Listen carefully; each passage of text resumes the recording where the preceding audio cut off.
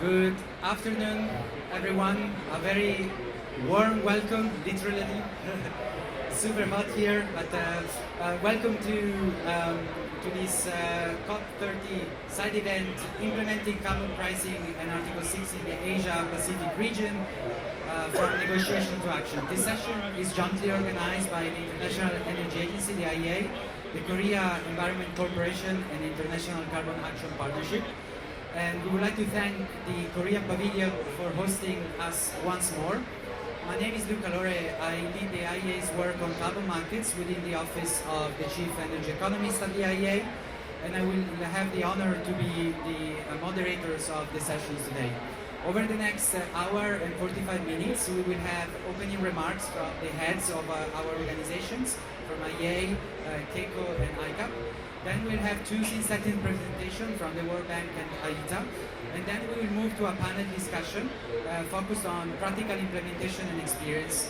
And finally, we'll have a Q&A session with the audience. So without further ado, maybe one thing, we're very, very pleased to see so many of you here. We are very well aware that there is the opening collision on carbon markets in parallel, so we're very, very grateful that you're here with us. But without further ado, I would like to introduce and welcome the Deputy Executive Director of the IEA, Mary Warlick, to open today's event. And Mary, please. Round of applause for Mary, please. Thanks.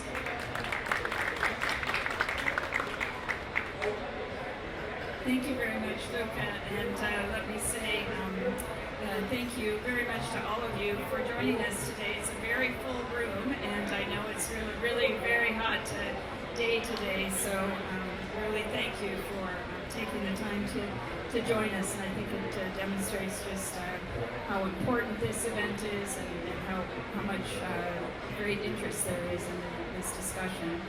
So, without further ado, let me, on behalf of the IEA, start by thanking the Korea Environment Corporation and the International Carbon Action Partnership for co-organizing this event with us today, and the Korean Government Pavilion for hosting us once more. Thank you very much. The IEA is really very pleased to be a part of this sustained partnership spanning multiple COPs.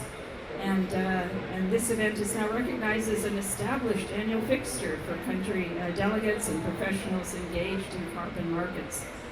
So let me start by outlining the state of the energy sector transition.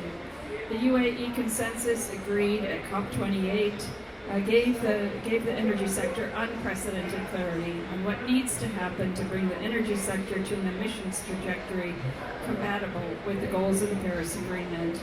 So I'd like to focus my intervention on the actions that matter most for this objective and the role that carbon pricing can play in helping the world realize it. IEA analysis has found that implementing in full the COP28 goals of doubling efficiency and tripling of renewables by 2030 would peak emissions and reduce them by 10 billion tons by 2030, almost as much as the annual emissions of China. So what is needed to implement these two goals? Let me turn to efficiency first, the largest potential contribution to cutting emissions. Doubling efficiency means different things in different countries, consistent with different national circumstances and priorities. Now, to get to the doubling goal, electrification will be important in advanced economies, with electricity projected to cover 30% of consumption globally by 2030. It means increasing sales of EVs and heat pumps as they are 2 to 5 times more efficient than the alternatives. Pursuit of clean cooking goals will also be critical in countries that continue to have a gap in access to clean cooking. Clean cooking solutions have the potential to cut cooking energy demand by 50%. Strengthening technical efficiency standards will also play a key role in emerging markets, such as targets to increase by 50% the efficiency of new air conditioners sold. Under today's policy settings, the goal of tripling renewables capacity is within reach. Our latest forecast and analysis on renewables market developments and policies, Renewables 2025 envisages this year, 2025, to be another record year for new renewables capacity. with new additions set to reach over 750 gigawatts.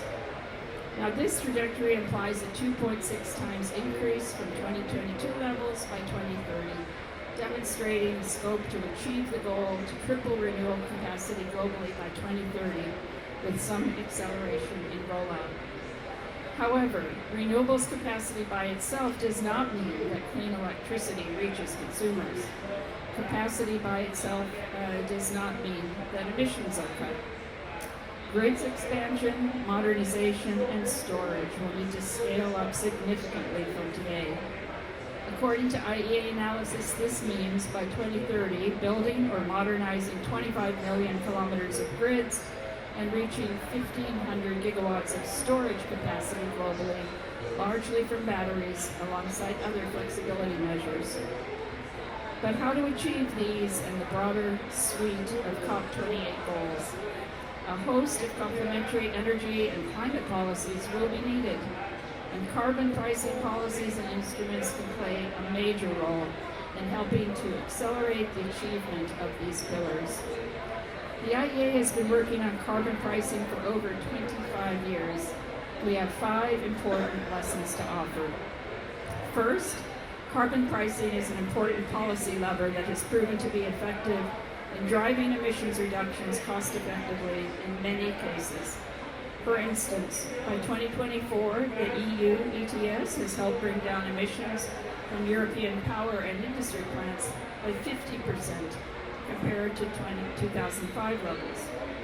However, it's important to remember that carbon pricing alone will not get us to global net zero, and a host of complementary tools and policy instruments are needed, such as regulations, financial incentives, and investment in innovation and R&D that all aim to drive clean energy transitions. Second, the volume of global GHG emissions covered by an explicit carbon price has been steadily increasing in recent years, from around 5% in 2005 to around 28% in 2024. This signals that interest in carbon pricing and carbon markets remains high, even in these challenging times. Third, another important indicator is the level of carbon pricing. Today, only a few jurisdictions are close to the trajectories of carbon price needed to reach net zero. In 2024, the average implemented carbon price were around $32 for CO2 tons. Overall, carbon prices need to rise in the longer term to drive clean energy investments at the scale and pace required. Fourth, and importantly, carbon pricing instruments can raise revenues for governments. Revenues raised by these instruments have been steadily increasing, reaching $102 billion in 2024. Despite this figure being slightly down from $104 billion raised in 2023, these revenues can be used in a variety of ways by governments. For instance, targeted revenue recycling has the potential to help manage distributional and socioeconomic challenges. Fifth, IEA's analysis from this year reveals that the value of carbon credits transactions accounted for under 0.02% of total global clean energy investment in 2024. This proportion has barely changed over the past 10 years, clearly showing that carbon credits have had only a very minor impact on funding clean energy projects.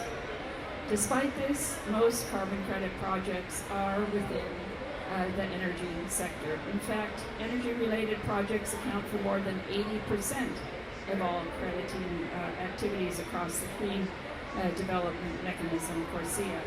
And Article 6, while it plays a smaller role in voluntary carbon markets. In short, carbon credit markets are closely tied to the energy sector and are largely driven by energy products. So to conclude, we're really thrilled, once again, with our esteemed partners to bring this community together for this event once more.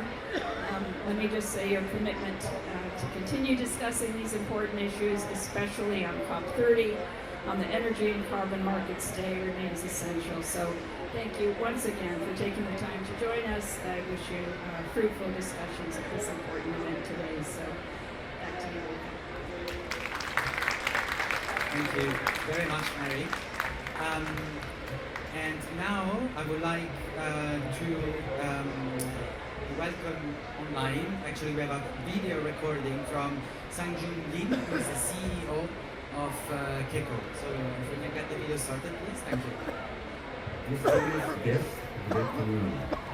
On behalf of the Korean Environment Corporation, I'd like to extend my warmest welcome and deepest appreciation to all participants joining us today.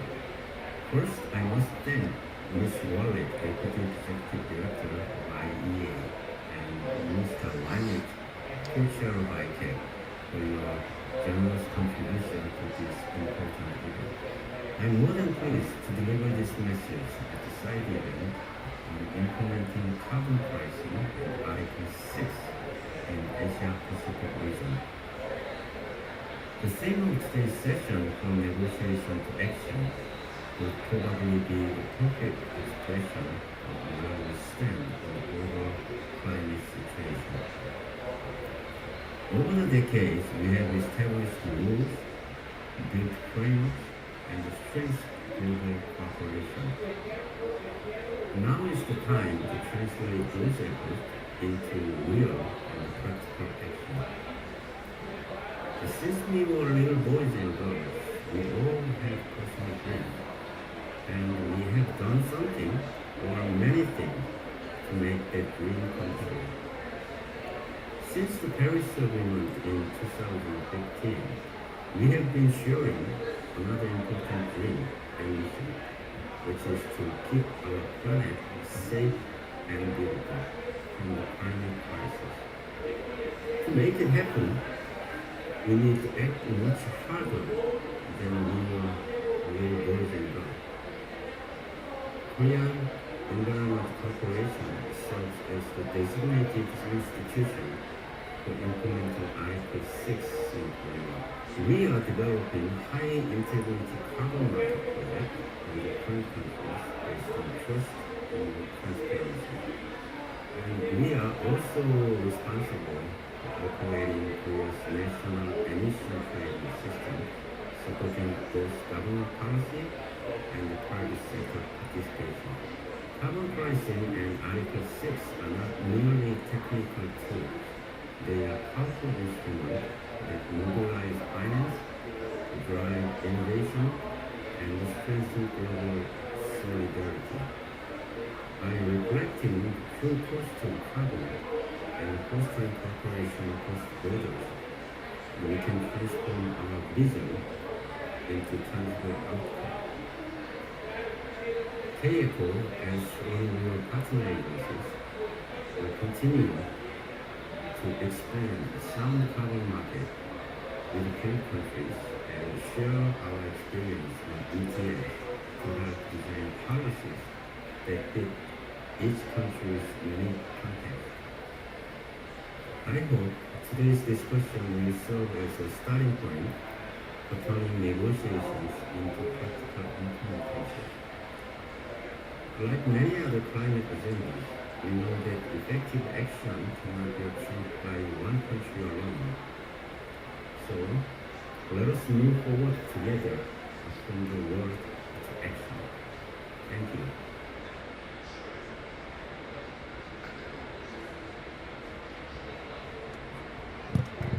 Thank you very much for this video from Keiko, from the CEO of Keiko. I would like now to invite Dr. Dirk van Rijk, the co-chair of ICAP, for his welcoming remarks. Thank you.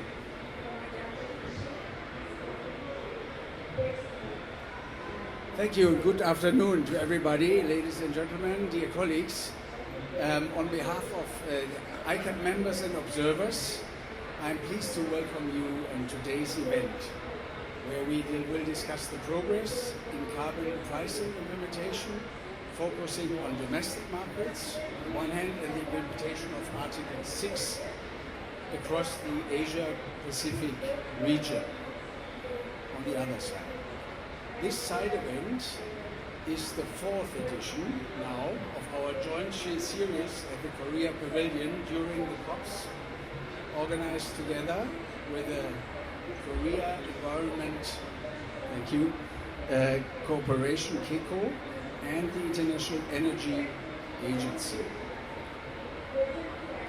Over the past years, we've closely followed the Asia-Pacific region's evolving role in global carbon pricing and markets.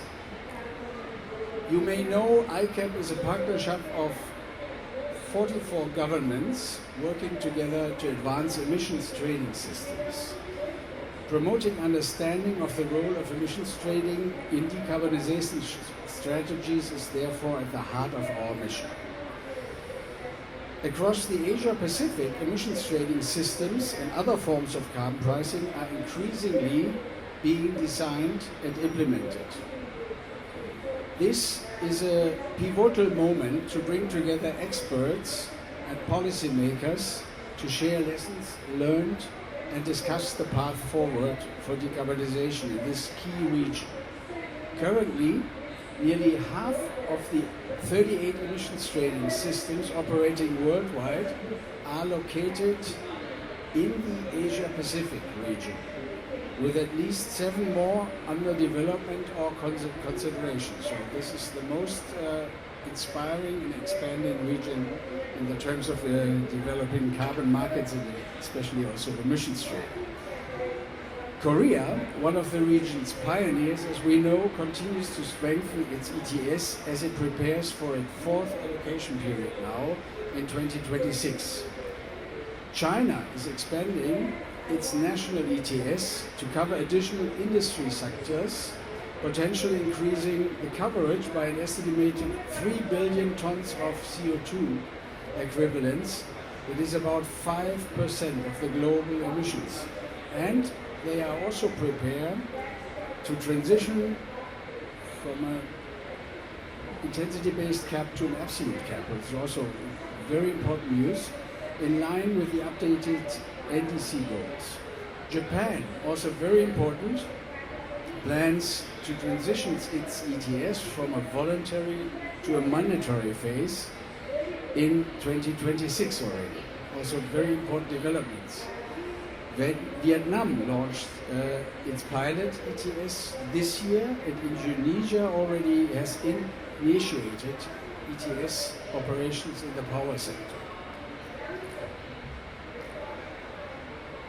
Just to mention also, Australia and New Zealand have also operated emissions trading systems for a number of years, demonstrating long-standing regional experience with market-based policies for decarbonization.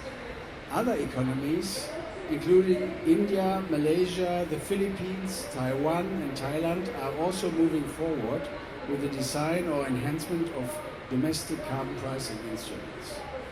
So this landscape becomes even more dynamic when we consider carbon taxes and growing engagement with international carbon markets under the Article 6 of the Paris Agreement.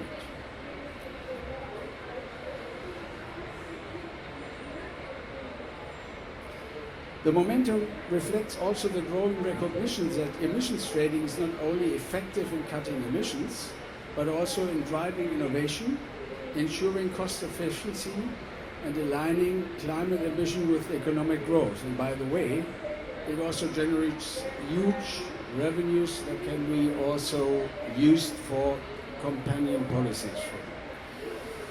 Ensuring the success of these efforts will be key to achieving the goals of the Paris Agreement.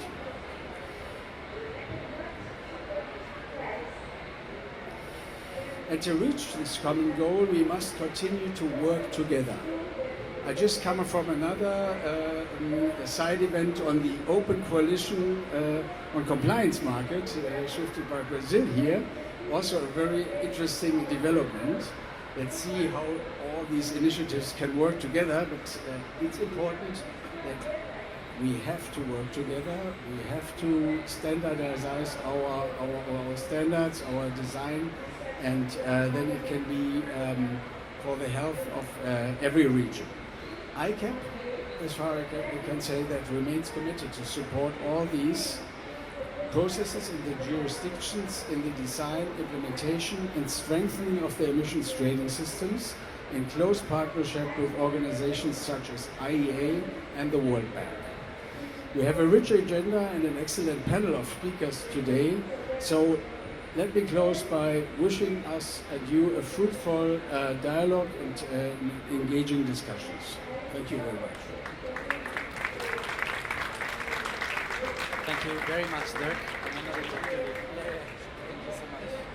Thank you. Thank you very much to all the heads of our organizations for being with us up until now.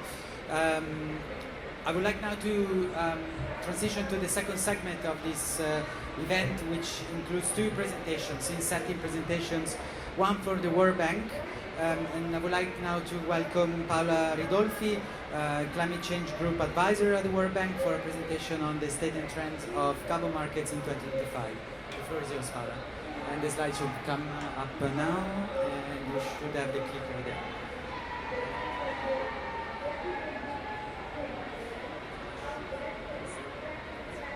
Thank you, Luca. Thank you, ICAP. Thank you to the government of Korea. And thank you for the hospitality here. I would like to invite you to get one of our summary reports from the state of carbon markets, state and trends of carbon pricing that we have produced this year. And you also have the QR code. They're over there if you would like to take them. Thank you very much for this opportunity. My name is Paola Ridolfi. I work at the World Bank Group in the climate change group as advisor.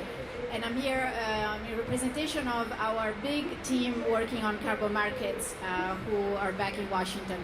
We have heard from Mary, from Dirk already that carbon pricing is no longer a niche policy tool.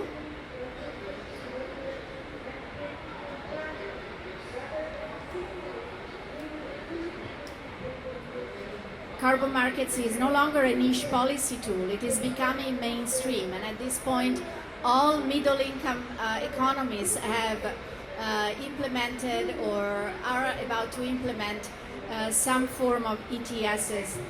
Over 80 systems are now operational, covering about a quarter of global emissions and raising more than $100 billion annually. And it is increasingly integrated into national development strategies, mobilizing revenue, supporting the NDCs that we're discussing here, we see delivered here at COP30, and LTS targets, and even influencing trade through mechanisms like the CBAM. The World Bank has a Partnership for Market Implementation, PMI, which we used to support 35 countries so far, which are building these systems at scale. As of now, we have 18 carbon pricing instruments that are active across 8 economies. Dirk already mentioned China, Korea, as well as Indonesia, Singapore. Altogether, these economies cover 20% of global GHG emissions. While we do not have data available at a detailed level for all of them, but for 5 of these systems, they are already accounting for over $2 billion in annual revenues. Actual regional totals are likely in fact higher, so these may be underestimates given the number of schemes without reported figures. The region of East Asia has seen the largest and fastest increase globally, with carbon pricing coverage tripling since 2020, and driven mainly by the expansion of China's national ETS and new initiatives across Southeast Asia. Looking ahead, countries are increasingly exploring regional cooperation and potential linkage under Article 6, positioning East Asia and the Pacific region as a major hub for future carbon market integration. In this rapid expansion, I would like to mention a notable trend. In China, from China, India to Brazil and Turkey, we see rapid progress across major emerging markets, each taking concrete steps to operationalize their national systems. In China, the national ETS has expanded to include hard to abate sectors like cement, steel, aluminum, marking a major milestone in its market's maturity.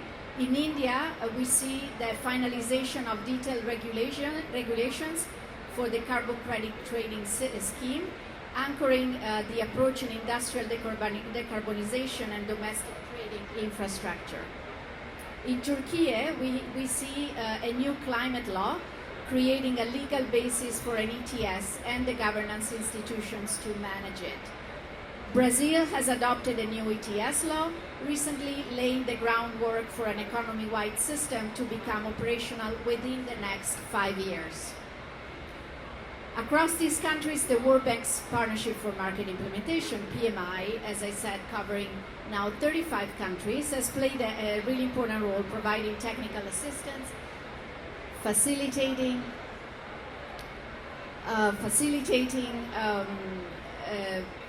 peer learning, South-South collaboration, and helping governments translate design into implementation.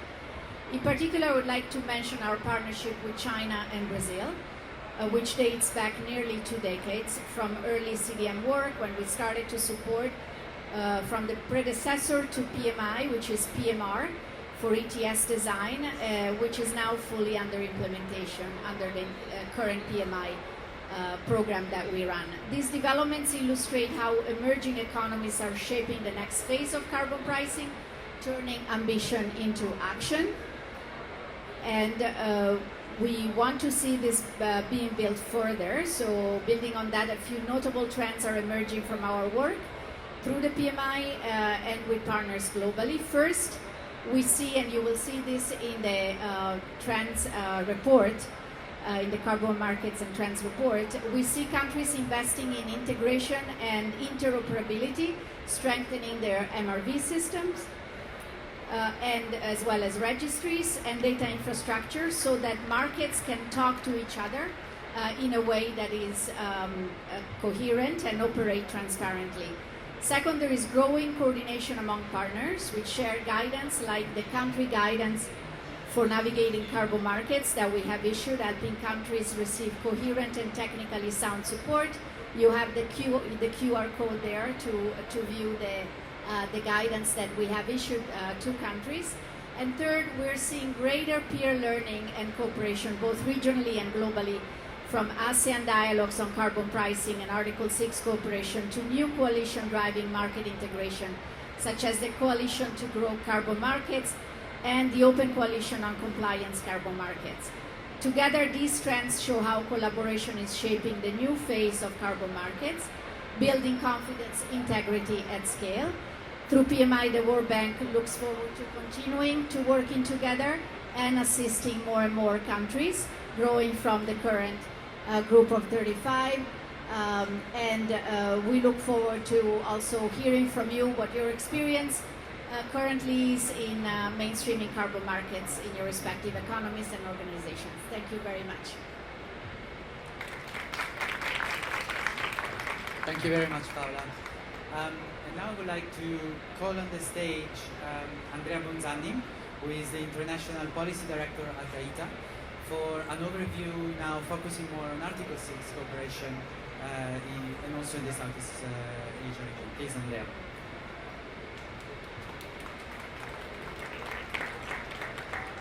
Thank you, Luca. Good afternoon, everyone. So as I said, I'll focus on the developments around Article 6 implementation.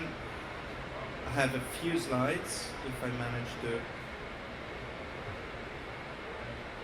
No.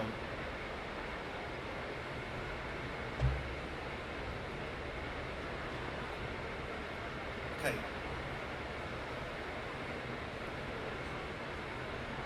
So, as I believe you all know, market mechanism under Article 6 are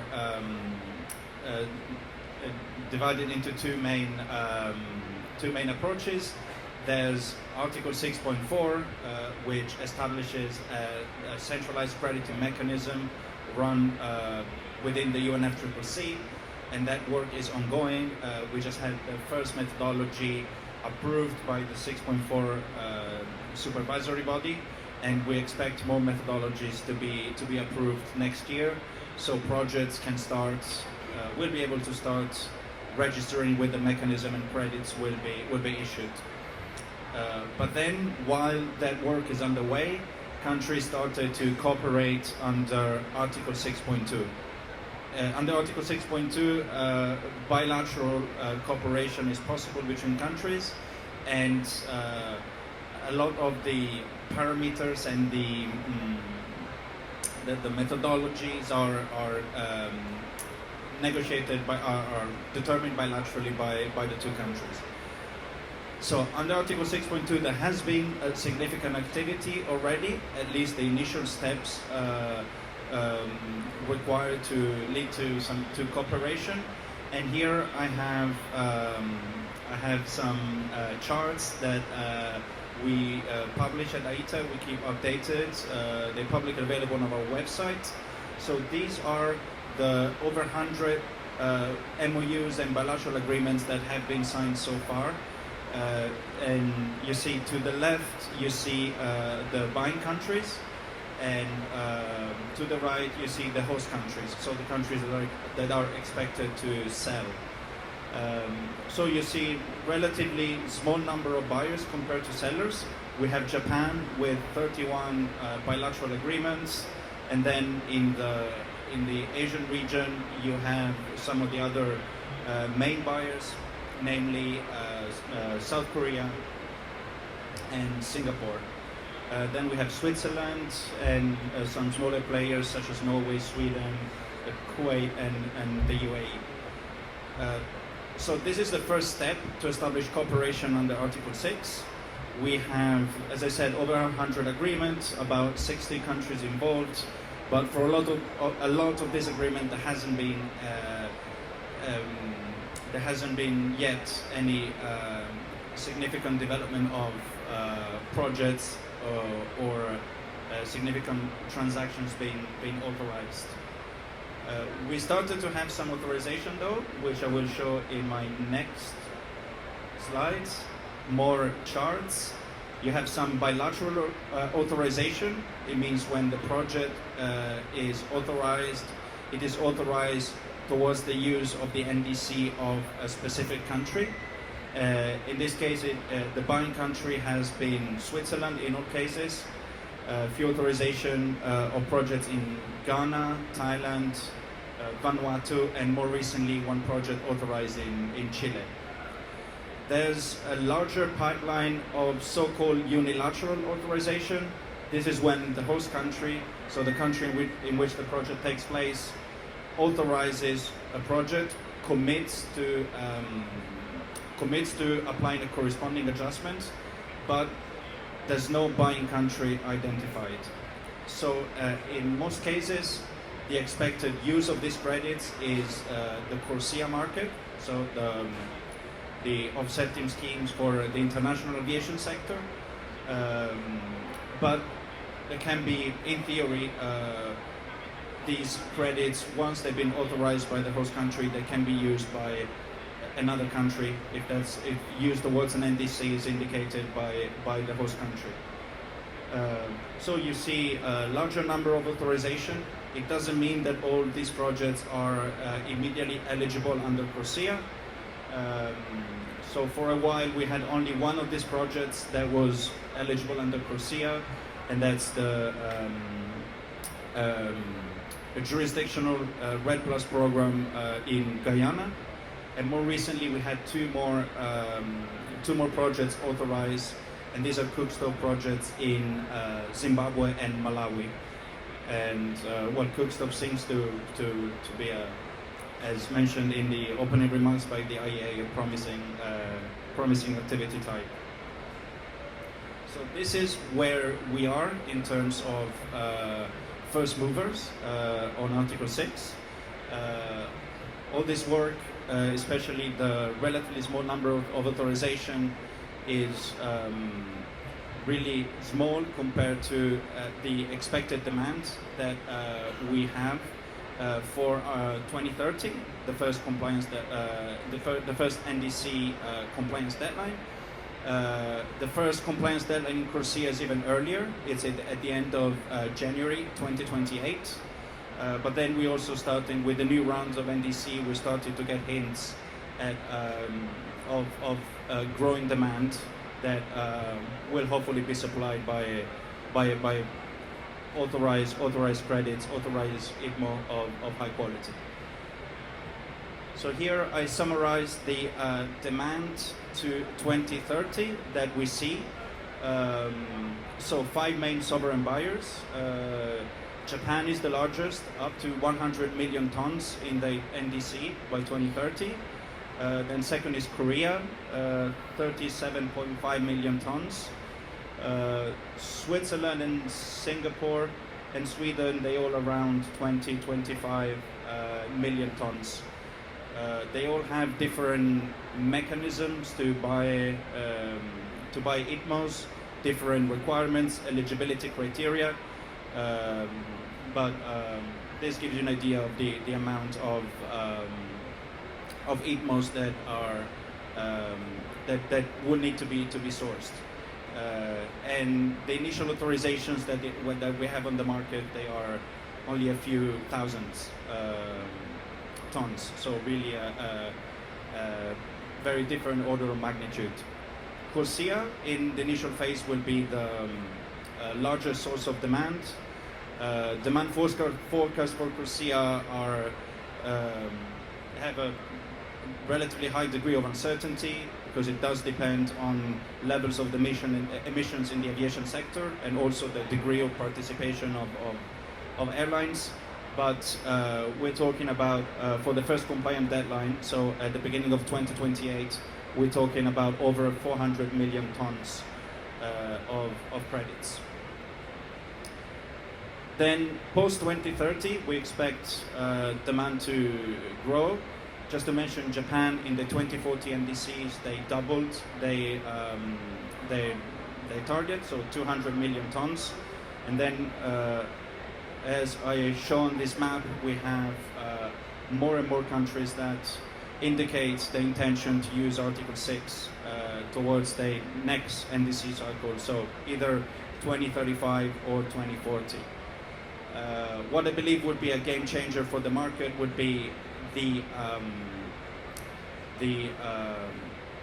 expected use of Article 6 by the EU. This will be only from 2036 onwards, so for the period 2036 to 2040.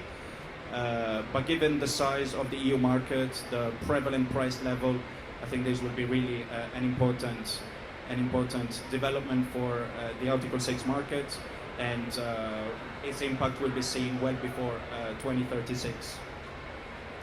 And then I want to mention some of the findings of a recent survey that we run across our membership. If you're interested, you can scan a QR code. Article 6 is one of the 6 thematic areas that we explore. But basically, in one of the questions we ask, we see over a third of respondents that believe that Article 6 will play a key role in driving climate action by 2030, and then there's an additional 56% that believes that will play a significant role post 2030. We ran the same survey 2 years ago, and the expectation about the role of Article 6 were much less bullish. So it was only about 30-40% of respondents that believe that Article 6 would play a significant role. So we have demand that needs to be met by the right type of supply. I think the bottleneck we have now, and it's probably something we were not anticipating when Article 6 was negotiated in the rooms at COP, supply takes time to materialize. Host countries are slow to authorize projects. There's some hesitation around the interaction between NDCs and Article 6. This is not necessarily a bad thing. I think it's positive that countries take the NDCs very seriously, but I believe there are ways to to ensure that there's a healthy supply of Article 6 credits that helps countries achieve the NDCs, so helping both the sellers and the buyers achieve the NDC. And this is my last slide. There has been work done to support host countries in engaging with Article 6.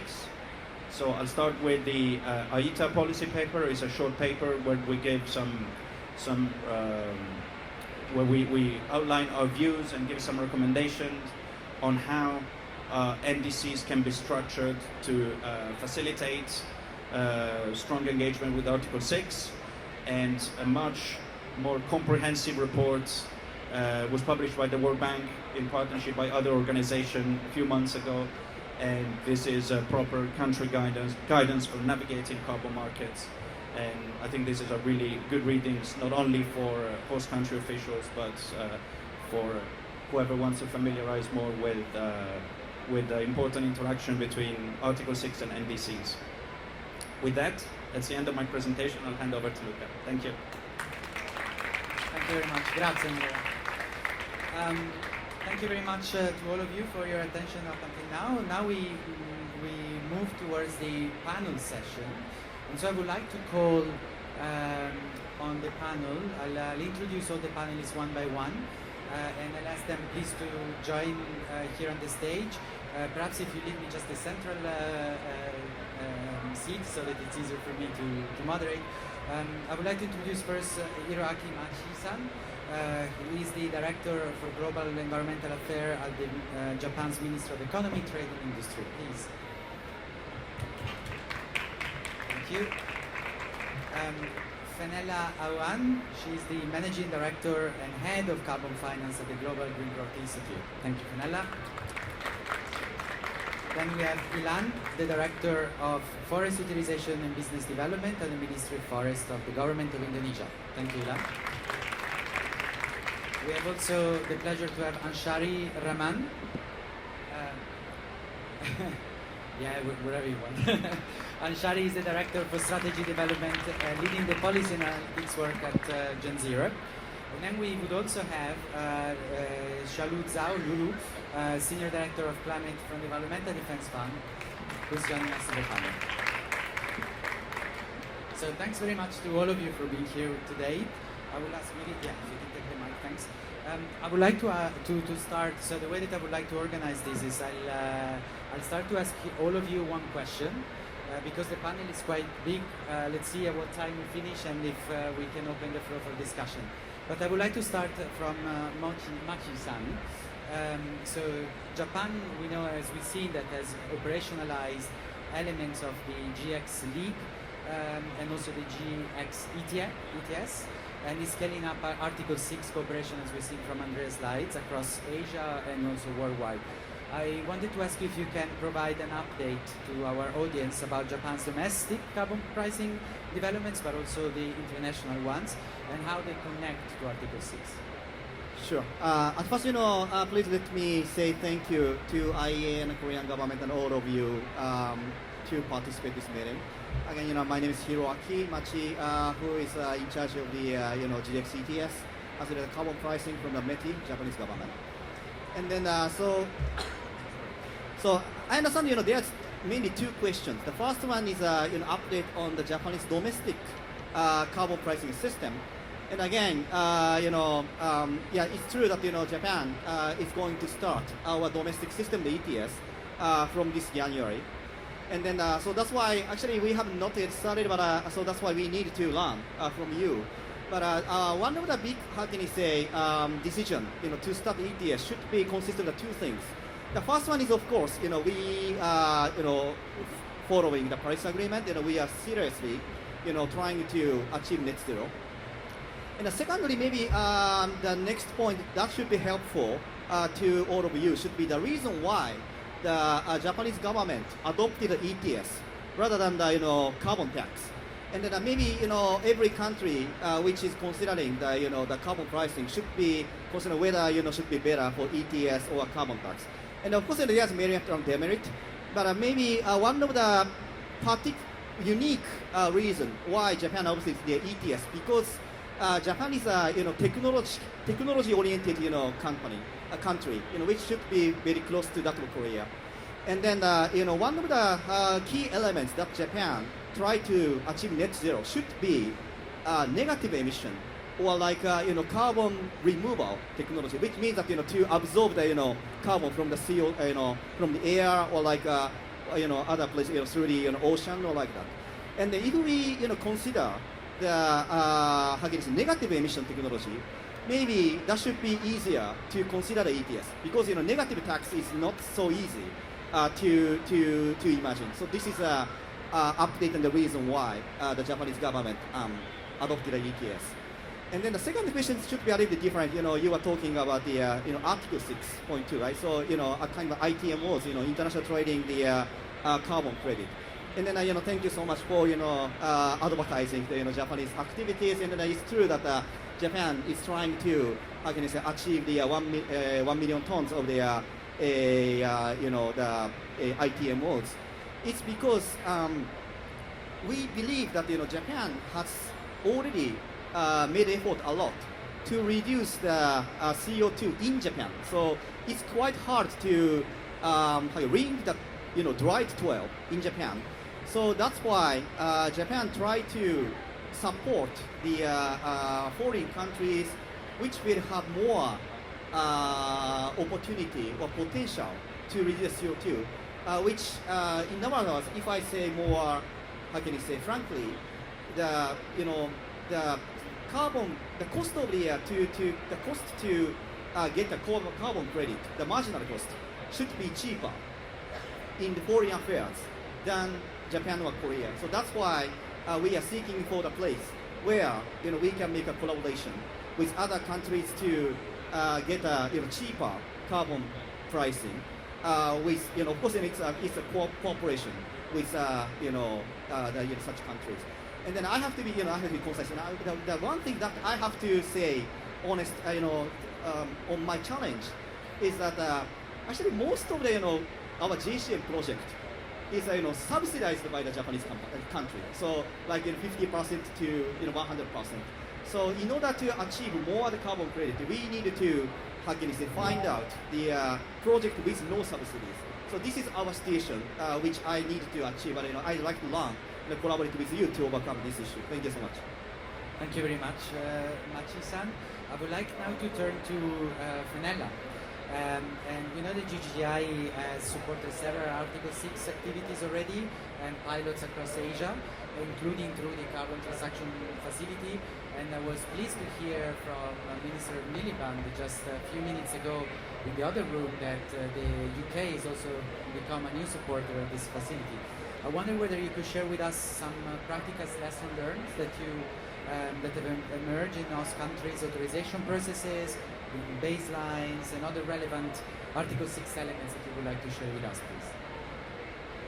Sure, thank you, Luca. And yeah, very excited to hear Ed Miliband make his statement in the ministerial session. So we now have 4 donors who are in the Carbon Transaction Facility. That's Sweden and Norway, New Zealand and the UK. You forgot Norway. There's a buyer up there. So they have 800 million and another up to $1.5 billion to spend towards 2040. And I've already said within government conversations that they'll buy 15 million. They need to buy 15 million by 2030 tons. So don't do the calculation, by the way, it won't work because the money goes beyond 2030. So our experience in Asia, and it was quite difficult because we had to kind of split it and go, no, okay, I can't share what we've done in Africa and what we've done in Latin America and the Pacific. Operational manuals we put in place in Cambodia. That gave a clear signal and a clear guidance to project developers. But the problem with that is, and a lesson learned, and I'll try and give some very practical where we improve is, okay, then everyone can come flying in the door, and has the government got enough capacity to deal with 200, 300 projects, and all these projects coming in going, we think we're eligible and we comply, now will you give us an authorization? So that's obviously a challenge for governments. We've run in Nepal calls for proposals or expressions of interest to see what projects are out there, as we've been working with Nepal for a very long time, and then that problem just moves to another organisation. We have to work out how, as GGGI, we're going to get through the hundreds of proposals that came through, and how much is that going to cost to assess? Because we talk a lot about putting in place super robust rules and ensuring high integrity. The more that you're checking, the more rules you need to check things complying with, the more expensive it is. So do we have a sufficiently high enough carbon price to be able to stomach that? And we can't just sit there and demand a higher carbon price. That's the other thing that I think is a note of caution. I've seen a lot of principles coming out saying it must be a fair carbon price, it must be a high carbon price. It's a market. Price will be determined by supply and demand dynamics. That's all that can happen. So we hope that it will ensure that we can do the monitoring. In Indonesia, we were delighted. This is the COP of implementation. So we kind of tried to live by that, and we've signed a mutual expression of intent between GGGI as the trustee of a fund for the Norwegian government contributes to, and PLN in Indonesia for up to 12 million tons of ITMOs over the next 10 years that are related to floating solar. We hope to expand beyond this to other sectors of renewable energy, but that's designed in what we call a generation-based incentive scheme. And the importance of that is that it brings, we've seen in CDM these individual projects, IPPs trying to link with the grid, and the grid wouldn't take the connection because the grid was saying, well, we're not stable enough, we need more stability. So with this transaction, and a lesson learned is you've got to bring these people into the transaction. So we're actually working with PLN, who is the grid operator, and my thanks to all the counterparts in Indonesia for their amazing coordination. You've got to bring them into the deals now. You can't just deal with a one-off project developer. There's not enough time, and it's too expensive to be doing deals that won't definitely produce the credits. There's so much cost and time associated with authorization. We need to make sure that these projects are actually going to deliver, which I think is the difference between CDM and now. If I bring in a couple of other examples, I've got a whole list here. So Thailand, okay, I'll give a shout out. We've got a call for proposals out there. Have a look at the website, sorry. That's under our Spark program. Thailand started working with us with, don't say we have to trade. If you say we have to trade, then we don't want your technical assistance funding. We don't want the pressure of being made to trade, which I think was very sensible of them. We've been working with them now for 2.5 years, and they have very cautiously said, okay, we're ready now, we've got everything in place, so now we want to trade. And I think your comment, I'm going to keep picking on you, because it's like you were marking my homework with your slides, Andreas, when it was like, we're waiting on authorizations. It's like there's good reason for that, and it's, the governments aren't ready, the host countries need to have their Article 6 strategies in place, and that's complex. So it's a tricky thing, so sorry about that, but sorry to project developers, it may need a little more waiting. I think I'll leave it there and let you go on. Thanks a lot, Pamela. One takeaway that takes from this is that transaction costs of Article 6 are quite high. so it takes quite a lot of time. Thanks very much for that. Let's come back to that later. I would like now to transition to Ulu, if that's okay. I have so many questions for you, but maybe I'll keep it to the most, let's say, actual at the moment, the most current one. That we know that there was the open coalition discussion, and I know that you have been deeply involved in those discussions as well. I wonder whether you could give us a little bit of an update of what's going on, what's cooking in that coalition, and how do you see this interacting with, for instance, the China ETS and the other ETSs? Thank you for the question.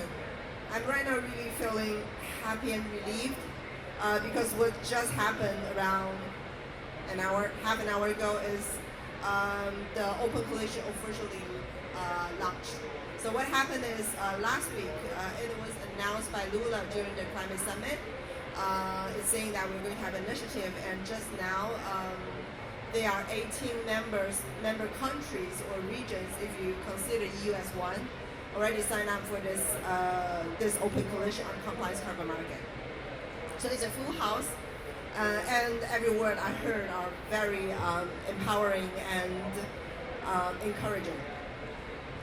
So it's actually really underscored the importance of compliance carbon market in the emission reduction world, because a lot of time when we hear carbon market, the phrase a lot of them are referring to voluntary carbon market only. So the emphasis of compliance market is really something has been a little bit missing or not empowered enough. And also it's actually emphasized the lowest cost. That's especially important at the current unfortunate economic situation globally. And it is an open coalition. So actually I think it's welcoming all of the parties, which is made very clear. And also it's trying to find or achieve common interest between all of the different players. And it emphasizes it's actually a strong supporter of multilateralism, which is a lot of times people find that you're trying to build a climate club. It's not. It's welcoming all of the parties. But it's actually also acknowledging the different situation of different countries. Because that's what a lot of people have been worrying, and what I really love how you say it. Because we are not looking for a universal pricing, we're looking for emission reduction. So emission reduction doesn't need to have a unionized pricing, it's absolutely going to be different country by country. And it's also emphasized that carbon market design is not a one-size-fits-for-all. So it needs our collective knowledge sharing, capacity building, and experience sharing between all of the countries. Whether you have a compliance market for a long time, you just had a newly compliance market, or you decided to have. And also interoperability is another keyword in the entire text if you see it through. So it's emphasized the collaborative initiatives to exchange experience on MRV, to on the accounting rules, and also the rules on potential use of high integrity of the offset credit. So it's also welcoming the linkage of voluntary carbon market or offsetting use. So I'm really glad to see that presidency of Brazil and all of the other countries like EU, like China, like Singapore just newly signed up this afternoon to the support of this coalition, and they are showing strong willingness to demonstrate real results. So compliance market is not only really unlocking the innovation investment in mitigation actions, but also supercharge the global ability to further reduce emission at lower cost. And at that event, the ministerial event, it just announced Brazil will keep working on the government structure and the action plan of this coalition. Because there's so many coalitions, there's so many initiatives. The real challenge is actually just start to make it real and to achieve real outcomes as we hope to see. Thank you. Thank you so very much for this very positive update, I would say. I very much look forward to see how this shapes up in the future. Let me turn now to Anshari. Anshari, you work for Gen Zero. Gen Zero is an investor that is focused also in the Asia Pacific region. And I wonder if you could share with us how has Gen Zero seen market confidence in the last few months, and how this has evolved in Article 6 since Article 6 has begun to operationalize. And thanks for having me here, and congratulations on all the coalitions that have been formed. Actually, it's I think something that we should watch out for in terms of the developments from this COP, how countries are coming together, banding together to form coalitions, clubs, to learn from each other, and how we can actually elevate decarbonization more generally, whether it's carbon markets related or other forms. So Gen Zero, we are an investment firm, as Luca mentioned. We actually have a global mandate. We have exposures in both developed and developing markets, and also in Asia, right? And we invest in both voluntary and Article 6, so voluntary carbon markets and compliance markets. I think the panel is focused a lot on Article 6, but let me just add some color. We also feel there is a role for the voluntary carbon market. Simply put, it is a way to crowd in private sector carbon finance to support developing countries. Right? So if you have the same project that is being used in the voluntary market versus the same project that is being used in the international compliance market under Article 6, ideally we have a future where the underlying qualities are similar in terms of additionality, permanence, leakage and whatnot, but there is a distinction in how it is accounted for. Right? And in the voluntary carbon market, there is convergence, although the debate is still open out there around whether corresponding adjustments are required for voluntary carbon market claims. And I would welcome another debate around whether corresponding adjustments are needed or not. But from the accounting lens, you don't need corresponding adjustments for voluntary claims. And this is important for developing countries to crowd in carbon finance in projects that could decarbonize, whether it's reductions or removals. Right? Because when you apply a corresponding adjustment, it's an opportunity cost for the host country itself. And voluntary carbon market can actually contribute to the $300 billion new quantified climate goal per annum, right? And $1.3 trillion by 2025. So let's bear that in mind. In terms of Article 6, we are definitely seeing a burst of activity in the past couple of months. Indonesia is one of them, and I'd like to congratulate Indonesia also for very clear policy and regulations around how we are looking at both the voluntary and Article 6. For us, that's essentially how we are looking at policy clarity and predictability for how we invest in a country in projects that could potentially generate carbon credits for both voluntary or Article 6. Right? And there are many different modalities in how a host country can look at it. And as we look forward, I think we also want to see how the country integrates the thinking around leveraging international carbon markets, be it voluntary or Article 6, into its emissions trading scheme plan or carbon pricing scheme. In future, its NDC plans, and ultimately its long-term low emissions development strategy. Particularly in some project types like nature-based solutions, we have a very long time horizon in terms of investment. It straddles multiple NDC periods, and therefore that policy clarity and predictability is ultimately very important for us. And maybe a final word, I think it's quite interesting that quite a lot of buyer countries within Asia Pacific also, Japan, Korea, Singapore, hopefully New Zealand and maybe Australia, and who knows, China in time to come, right? EU is opening up post-2035, and so there is definitely long-term positive outlook. I think we shouldn't be too discouraged by some of the slow developments from on authorization and registry developments. I think that's par for the course as countries try to navigate this and tie this back with their near-term, mid-term and long-term decarbonization priorities. So I'll stop there. Thank you. Thanks very much, Ashari. So if I can try to summarize two things that I take away from this. Predictability in the policy framework is very important, and also don't look only at what's happening now in the short term. The long term outlook seems still quite positive. Now I would like to turn to Ilham. Thanks for being so patient. I understand that you have a few slides for us that you have prepared, but I would like to understand whether you could give us a quick general overview. Thank you, Rama. Quick general overview of Indonesia's second NDC and the ETS implementation and the related carbon trading that is associated with it, please. Hello. Yeah, thank you. I would like to thank for ICAP and World Bank and Data invite me for the. We think this is the important kind of discussion, and yeah.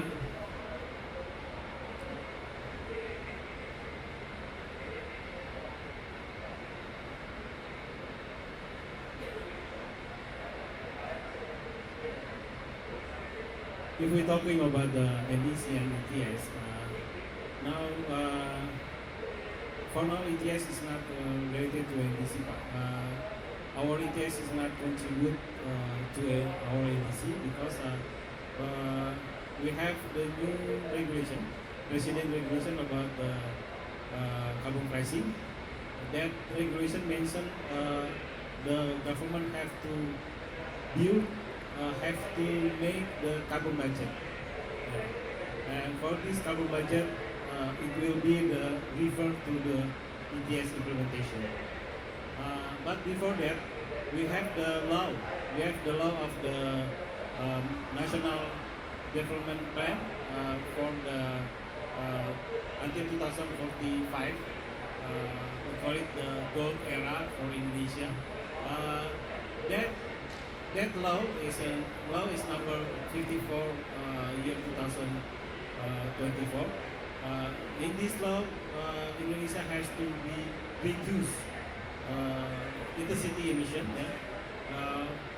93.5%. We can is a lot ambitious.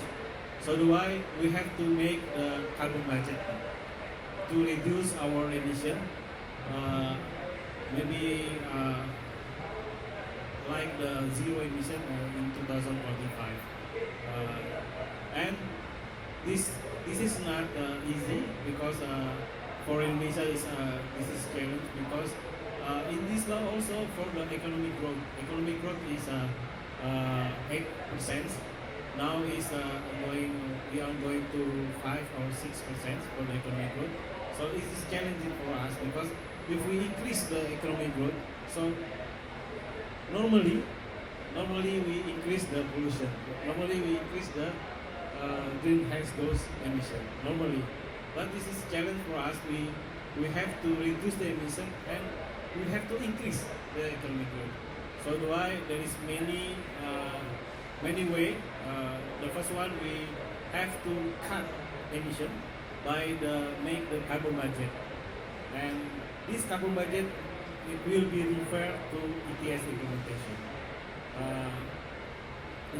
This is for the and so this not related our NDC for and ETS, but because now our ETS is not contribute our NDC because we are going to make the infrastructure, we make the ecosystem of the ETS, especially in ETS in energy sector is involve the PLN like the Vanilla said, and PLN is a state-owned company still subsidiary by government.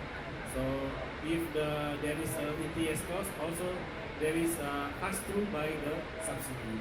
So we have to make we push the emission and also we push also for the subsidy. We optimize the low cost like the renewable energy as the solar panel and also for the hydropower. And also this is for the short-term priority, and for the long-term maybe we can still optimize the geothermal because geothermal is high cost. That's for our NDC and ETS, but for the second NDC, our target for the second NDC is more ambitious, but mostly is from the forestry sector, not from the energy sector, because the energy sector is involved many state-owned company. There is PLN, there is Pertamina, and also there is the other state-owned company. And the last one for our NDC and ETS, we plan that we already have the law, and also we have the president regulation, new president regulation. So we optimize that. We optimistic that ETS implementation will going well, and also ETS will be aligned for our target of the efficiency. So In the beginning, that our ETS is quite a success because we reduce almost 500,000 CO2, and the transaction is 15 billion rupiah. 15 billion rupiah is means $1 million for the in the beginning. But in the beginning, there's many power plant in Indonesia is not efficient because we don't have the regulation to economize there is no regulation, there is no sanction if the power plant consume a lot of the coal. But until the ETS implementation, that power plant is competitive to make economize, competitive to consume the coal is not the coal efficiency. So the way in the beginning, ETS in Indonesia is quite success, but after they success to efficiency, they cannot more strict for the meet the cap value. Yeah, because our cap value is quite not strict. Our cap value for the power generation is 1.0 ton CO2 per megawatt hour. So it's not strict. The second ETS in Indonesia is not quite success because all of the power plant is supply the emission, and they don't need for the buying the allowance for the others because they already efficient and they already meet the cap value 1 ton CO2 per megawatt hour. So the way the price in the second ETS is below the $2. In the beginning is $2, but after the second ETS is below $2 because many many unit in power generation is supply, not deficit. So the way they don't many the others allowance to buy. Thank you so very much, Ilham, for this. I would like maybe, we have more or less half an hour left, and I would like maybe to give the opportunity to the audience also to interact. And for doing this, maybe if I were a true expert, I would try to summarize, but I see that we have a true expert in the audience, Axel Michelowa. So maybe can we give Axel the microphone to see whether you want to share a few thoughts on what you heard on the panel, and then we open for questions. Yes, thank you very much for the very broad discussion, and of course it's fascinating to see that Asia-Pacific region is becoming a really leading region in the context of Article 6. My question to Fenella would be, you say the price is determined by the market. Eventually, yes, but not in the beginning. The pilots are always negotiated, the buyer says something, and then maybe they find a seller. I remember the $4 per certified emission reduction offered by the World Bank in the initial years of the CDM, and now I saw, for example, Click with its $30 to $40 setting a benchmark, but it's certainly not a market price, and we need definitely transparency to build the trust in the market. A generic question to the panel would be, how do we see the future of the policy crediting in the region? Of course, I see Fenella's floating solar feed-in tariff, and this is an interesting precedent. I'm seeing a lot of action on coal power plant closure and methodologies there. And of course, I would also see a strong possibility for rice field methane policy-related crediting, and I've seen an announcement by Germany that they would like to underwrite an initiative. So I would be interested to get your views on those approaches. And last, related to the negotiations, of course I'm happy to see here under the same roof Indonesia, IETA and EDF. I've seen the three institutions sign a letter that called for weakening of the PACM rules. I want to ask you, do you want to destroy the market a third time with rules that are not credible? And yeah, especially Indonesia, I didn't understand at all why a country that has set a very good domestic rule for Article 6 and carbon markets now would destroy this with this request to change all rules of the patent. Thank you. Thank you, Axel. I think we can start with these three questions because there is a lot to unpack there. Maybe I'll turn first to Fenella, then I'll open to whoever wants to reply to the other two questions. So Fenella first. Axel, it wouldn't be a session if you weren't asking the first question. So I'm delighted to receive that question. And it is perfect because I have the answer exactly for you. So you're absolutely right. At the beginning of a market, yes, you don't have, it's too nascent to have the supply and demand dynamics and sufficient market to find a perfect price. So what we are doing with both Sweden and Norway is actually treating it more like a viability gap funding initially.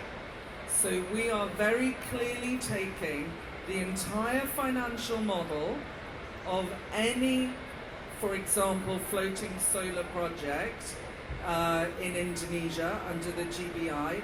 And by the way, that is not a standard floating solar. It is more expensive floating solar because they're further away from the grid, they have storage, they have other issues that make them the higher hanging fruit. And we make that project show us what are your financials, why are you not commercially viable, i.e. show us the additionality in real terms. Obviously the cost of capital is always a little difficult to find out, and then that determines the price. Now if it works out that they need $250 a tonne, I think we have to just look at the other markets and say, well, Norway can go and buy an EU allowance instead.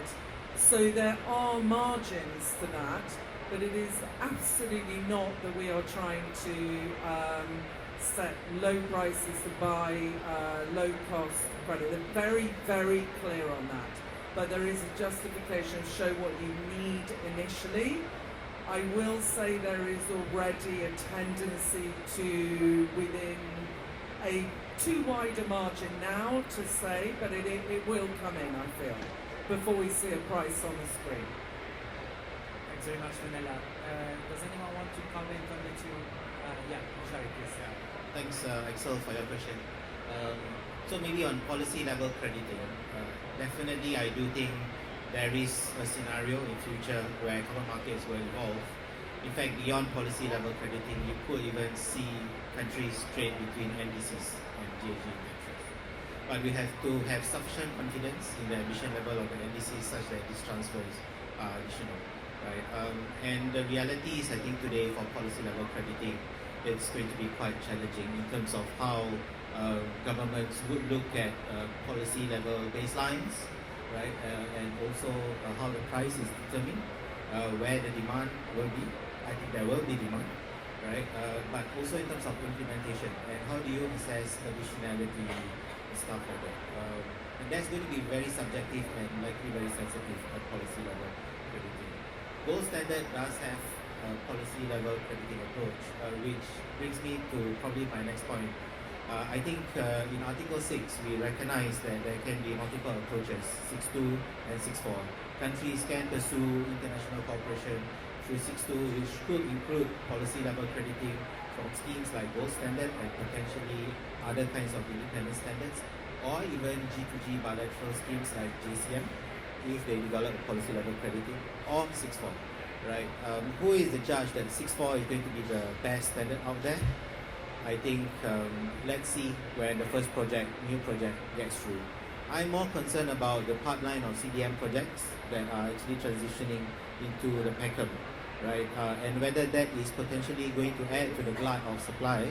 Yeah, I see you nodding, so I think you agree with me.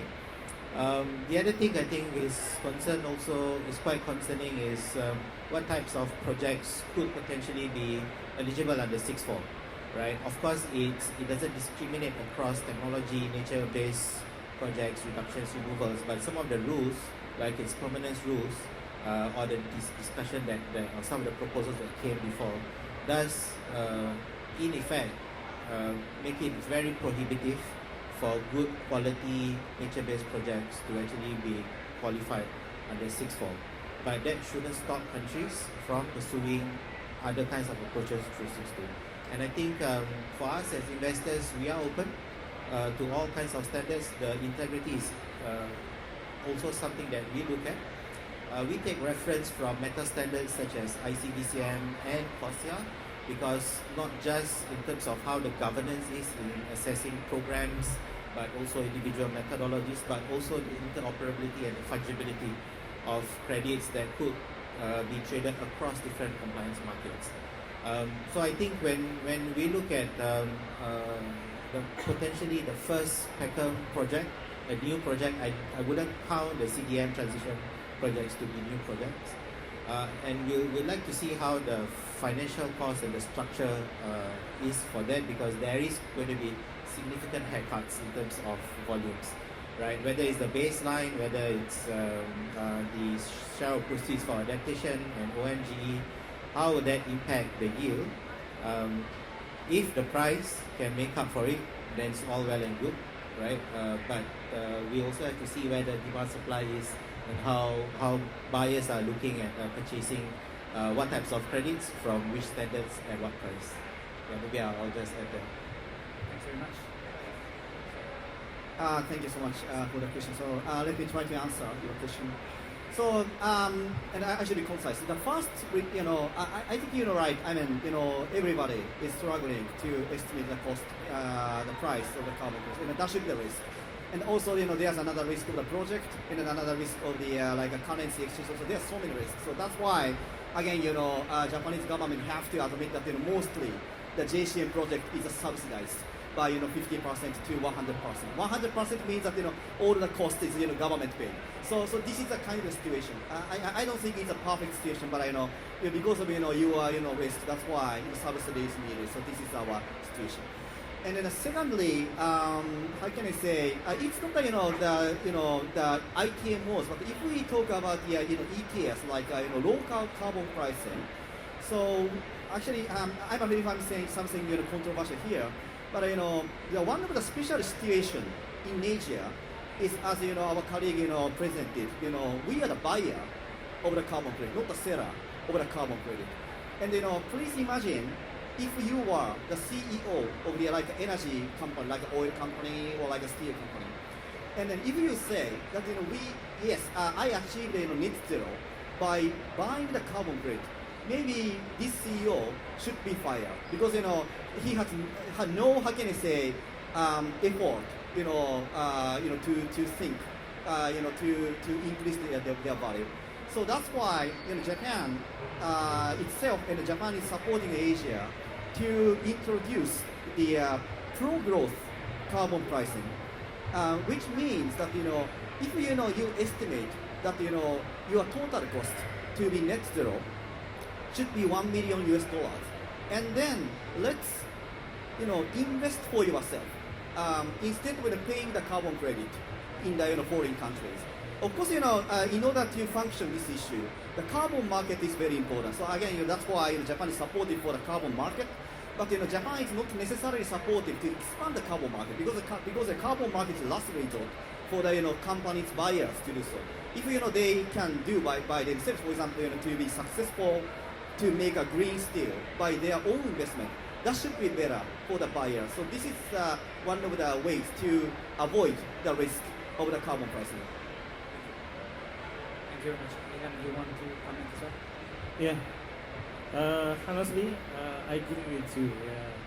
There is many regulation in Indonesia is not made credible for the carbon pricing. Like vanilla, maybe in vanilla is vanilla project. There is a local content regulation also. Yeah, local content. Yeah. Local content is take a cost also. So, but now we have the new government and new president. There is our government, Indonesian government, reform many regulations.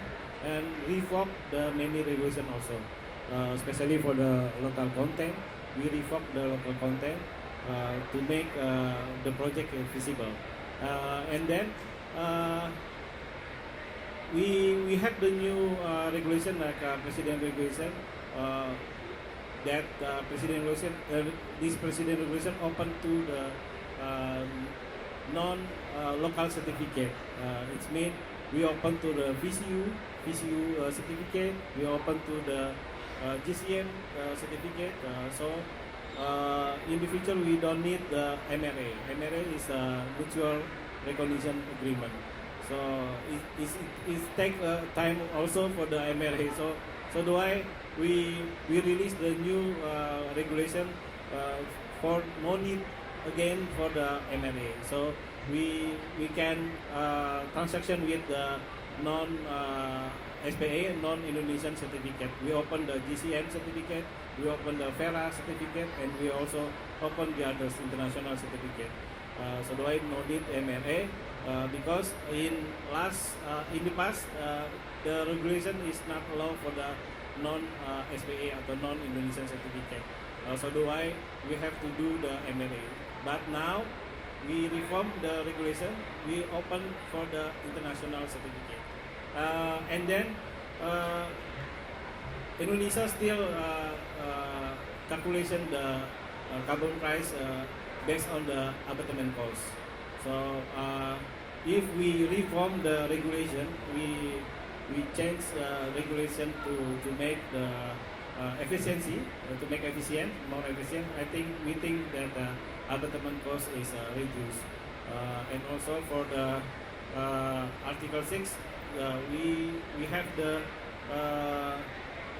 new regulation mandate to the produce or generate the carbon credit as the high integrity and high quality. So we just MOU with the ICPCM for the CCP, how to supply the carbon credit from Indonesia to meet the market demand, to meet international market demand, and also we in this new regulations mandate the safeguard and also for the social because in the to produce or generate the carbon credit, this company have to make benefit sharing agreement with community, and also have to additional like the biodiversity protection and environment protection. So we have the a lot of the change regulation to meet the standard of the Article 6. Perfect, thanks very much. Before turning again to Anshari, I just want to check it's okay. Anshari, please. Maybe just a quick one on the point of how the markets will evolve. So policy crediting is one. I'm also quite keen to see how emission trading schemes will link in future. And I think with the increasing number of jurisdictions introducing carbon pricing, whether it's carbon taxes or emission trading schemes, potentially that is an interesting point when we start to see ETSs linking with one another. Like EU and Switzerland, which should come under Article 6.2 cooperation, and we should have seen the initial report, right? But it's very complicated to account for ETS link within jurisdiction. Perfect. Thanks very much, and thanks Axel for those three excellent questions. We have around 10 minutes, so maybe take 3 questions maximum. Those 2 gentlemen there, please. And please, if you want to introduce yourself as well and keep the questions relatively short, please. Hello, my name is Bao Qi. I'm from a carbon credit project developer in China. We have a carbon credit project in Southeast, mostly in Southeast Asia and East Africa. I have a question mainly for Machi-san. My question is it still compulsory for GCM projects to be invested or have some technology from Japan as before in the future? Because your target is to buy 100 million tons by 2030, but as I know, in the past 10 years, you only bought field at 1 million tons. So it's still like before. How could you reach your targets? Something. Do you mind if we take Yeah, another question? yeah. Please, if you want to say your question. Thank you. Sound check. Thank you. Yeah, I am Albert de la Cruz, Commissioner of Climate Change in the Philippines, and we just want to share that we need to be hopeful and optimistic because Philippines is considered to be the most vulnerable country by the World Risk Index for 3 years. But however, we're so grateful with the works, for example, from the GGGI. We have the floating solar projects. Your colleagues are in my country now. We also have the solarization of the Philippine National Railway and the capability program for the biodegradable plastic. We also express our gratitude for the government of Japan. For the JCM, you have a lot of NDS in our country, nature solution, notably the rehabilitation of Mount Pinatubo, 20,000 hectares. The sea was devastated by the Pinatubo eruption some 10 years ago. And of course, the first ever market-driven transition credit from Gen Zero and AZEN, of which it's around 246 megawatt. So on that note, my question is how far and when you want to have more investment in the Philippines? Thank you. Thank you very much. Is there any other question that we can take? If not, please, Manchester. So thank you for the questions. Sorry, actually the microphone is a little muffled, so if I miss your purpose of the question, please remind me. But so my understanding is that if I'm correct, so most of you are asking about our current or future strategy on the JCM, including the investment and then maybe the subsidies for support. And then again, our colleague, kindly presented, Japan has a target to achieve the buying the carbon credit by 1 million tons. So that's why we'd like to 100 million tons. So that's why we needed to make effort to collaborate with foreign countries. Again, Japan has a kind of the how can I say the challenge that actually it's quite impossible to have a credit in Japan because we believe that ourselves that we have already took so much effort over the energy efficiency. So that's why again, the only way that Japan can achieve this target must be collaborating and including investing the countries, the third countries by collaboration. So this is a general answer. And also, particularly, sorry, this is also I'm afraid it's a little bit controversial, but so since it's as you said, it's company driven, even though it's subsidies has they're very high. So that's why the Japanese we are focusing on the place where Japanese companies has a branch. So honestly speaking, so actually I was a World Bank. Actually she was out here, but I was second to the World Bank. So I was struggling how to support the Africa because there's nearly no country, no companies in Africa. So that's why I don't know whether it's good answer or not. But then if I say honest, Japanese company is focusing on the Asia. So that's why JCM is quite focusing on Asia.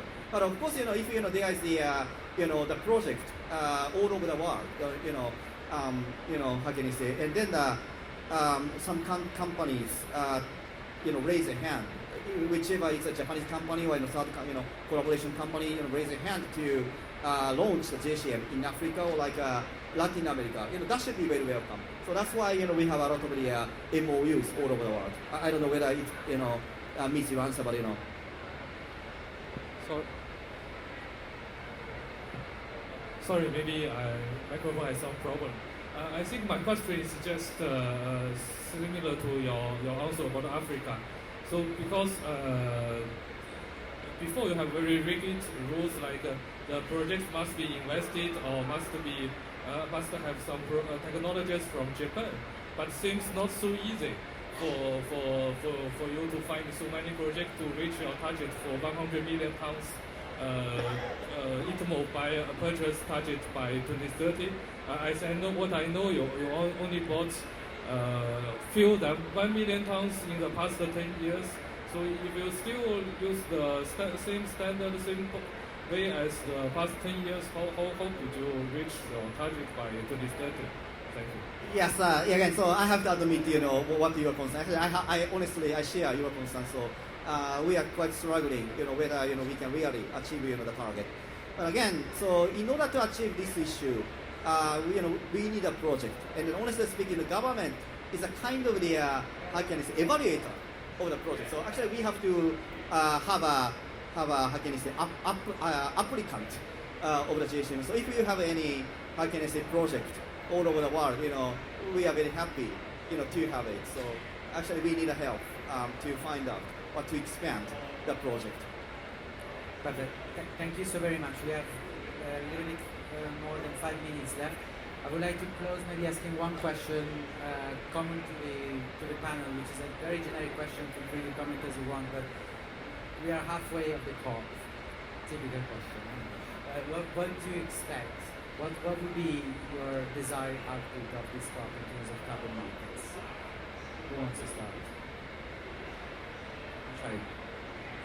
So I think the COP has changed, shifted from the negotiations rooms to actually where the pavilions are, where all the deals are announced, you're introducing new initiatives, coalitions are being formed. And that's something that we should celebrate. There's still a long way to go. Maybe one tangible thing to your question, we will definitely invest more in Philippines. So what we are looking for is regulations and policy clarity around the use of voluntary carbon market, Article 6, and your next NDC, and how it interfaces with your sectoral policies and plans, right? And that gives comfort and confidence to investors like us to invest and deploy more capital into worthwhile projects in the country. Thank you, Shai. Who wants to go? Thank you. I think my biggest goal for COP has already achieved so far. That's a good question. But one thing I really want to emphasize is, from my personal view, I've been working in carbon market for my entire career, and I feel like carbon market is not only a policy instrument, it's more of a policy infrastructure, especially for developing countries. So take China as an example. China used carbon market, or China used the willingness to build carbon market, to build entire, for example, MRV system at company level. And it's built capacity building, the understanding and an awareness of central, local, provincial governments on climate change. So that is the power of carbon market that not well acknowledged.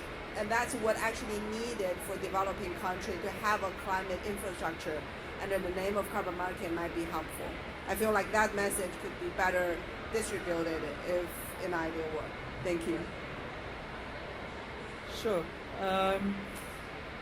I'll answer the Philippines question. You know Marcel, you're speaking to Marcel, and we've already got a work plan budget to potentially come and do more readiness in 2026. So I'll answer the same way as Gen Zero. We'll be there, and to benefit Gen Zero, we'll be helping with the regulation and the infrastructure. So hopefully that will come full circle. What do I expect by the end of COP? Well, it's all going to fall apart now because I leave at the end of today. So, we're done. Let's all go home. It's far too hot, and I think we've all achieved everything. So, yeah, it's the COP of implementation. I mean, thank goodness we actually matched the theme to practice this year, which I think previously has maybe been a bit aspirational. We've signed term sheets, we've signed bilaterals, we've done stuff. We've sat in meeting rooms, we haven't sat in negotiating rooms. So I certainly, I walk away very happy, and so do the governments that I work with, and I hope that there's more of that in the second week. Thanks, Ika. These are probably one of the most, we had this edition for 4 years. This is probably the most positive messages that we had in the 4 editions. Who wants to go next? Yeah. Indonesian hope for this COP, especially for the negotiation in Article 6.4. Indonesia think that the draft, especially for the supervisory body report, the draft is not good for the developing country because all of the paragraph just talking about the technology base, not naturally based. And also for the draft now is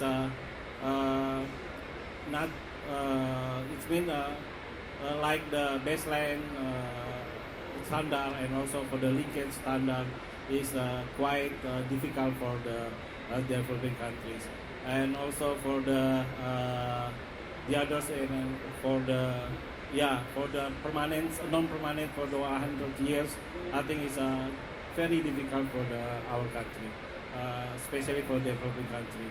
Now Indonesia already made intervention in negotiation Article 6.4, and we hope that the decision for the Article 6.4 is good for the developing country, especially for the nature base and also for forestry sector. Yeah, definitely. Thank you very much. And Machi-san? Yeah, I'm afraid I spoke too much, so I should be concise. So as I honestly told you, actually Japan, we believe that Japan has a kind of advanced country on JCM Article 62, but we have so many challenges which we cannot solve by ourselves. So that's why I really appreciate to have such an opportunity to discuss with such the variety types of the talented people, including the audience. So I really again let me say thank you to all of you. Thank you. Thank you so very much. Please join me with a round of applause for our panelists. Thank you so much also for being with us.